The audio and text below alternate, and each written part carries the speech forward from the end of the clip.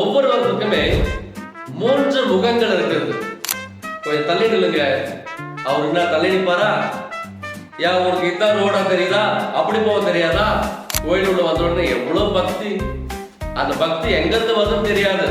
கோயிலுள்ள கால் எடுத்து வச்ச உடனே அப்படியே நம்முடைய மற்ற கேரக்டர் எல்லாம் மாறி போயிடும்.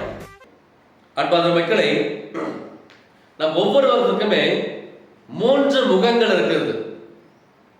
மூன்று முகங்கள். நீங்க கேட்கலாம், அது எப்படி எனக்கு ஒரு முகம் தான் இருக்குது, ஒரு பேஸ் தான் இருக்குது, எதை விட மூன்று முகங்கள் இருக்குது அப்படின்னு சொல்லிட்டு கேட்கலாம். ஒரு 3 உதாரணம் சொல்றேன் பாருங்க. மூன்று முகங்கள். ஒண்ணு, கோயிலுக்கு வரும்போது ஒரு முகம். கோயிலுக்கு வரும்போது ஒரு முகம். கோயில் உள்ள வந்த உடனே எவ்வளவு பக்தி, அந்த பக்தி எங்கிருந்து வருதுன்னு தெரியாது.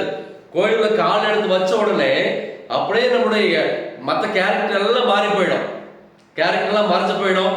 கோயில் உள்ள வந்தோடனே பயங்கர பக்தி, கையை கூப்பிட்டு யாராவது கூப்பிட்டா கூட வேகமா திரும்பி பார்க்க மாட்டோம், பொறுமையா திரும்பி பார்ப்போம். யாராவது நவுந்து உட்காருங்கனாக்கா அப்படியே நம்ம பொறுமையா பக்கத்துல உட்கார நவுந்து உட்காருவோம்.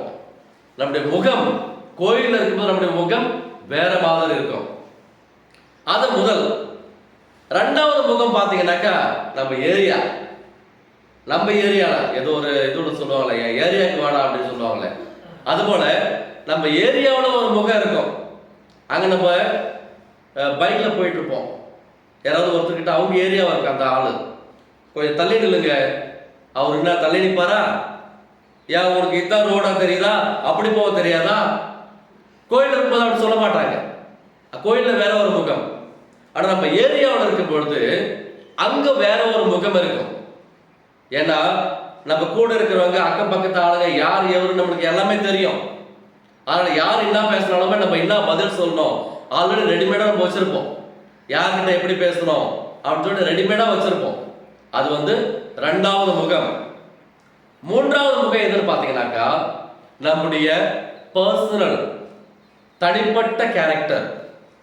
தனிப்பட்ட நாம் தனிமையில் இருக்கும் பொழுது, தனிமையா இருக்கும் பொழுது நாம் எப்படிப்பட்ட கேரக்டர் நமக்கு இருக்கிறது, எப்படிப்பட்ட ஒரு நடவடிக்கை நமக்கு இருக்கிறது, அது மூன்றாவது முகம். ஆனா பிரச்சனை பாருங்க, நம்முடைய தனிப்பட்ட நடவடிக்கை, தனிப்பட்ட கேரக்டர் நல்லதா இருந்தாக்கா நம்ம ஏரியாவிலையும் நம்ம பிரச்சனை கிடையாது, நல்லதா வாழலாம். கோயிலுக்கு போகும்போதும் நல்ல ஆளுங்களா வாழலாம், ஒன்றும் பிரச்சனை கிடையாது. ஒருவேளை நம்முடைய பர்சனல் கேரக்டர் சரியில்லைனா, கெட்டதாக இருந்தாக்கா நம்ம ஏரியாவில் ஆக்டிங் பண்ணணும். எதுக்கு? நல்லவங்களை காமிச்சுக்கிறதுக்கு. கோயில்லையும் ஆக்டிங் பண்ணணும். எதுக்கு?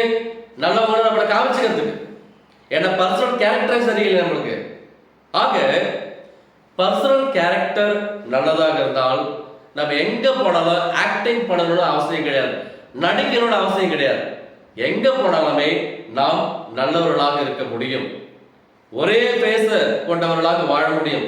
இல்லைனாக்கா இங்க ஒரு முகத்தை காமிக்கணும், அங்க ஒரு முகத்தை காமிக்கணும், இன்னொரு இடம் பார்த்தா அங்க ஒரு முகத்தை காமிக்கணும், நம்ம தனிப்பட்ட இடத்துல வேற ஒரு முகத்தை காமிக்கணும். ஆக இப்படிப்பட்ட ஒரு வாழ்க்கையை நாம் தவிர்த்து விட்டு, கடவுள் நம்ம எப்படி அவருடைய சாயலிலும் அவருடைய பாவனையிலும் உண்டாக்கினாரோ நம்ம எல்லா இடத்துலையுமே அப்படி வாழ்ந்தோம் என்றால் எங்கேயுமே நடிக்கணும்னு அவசியமே இருக்காது. எல்லா இடங்களிலும் நல்ல ஒரு வாழ்க்கையை வாழ முடியும்.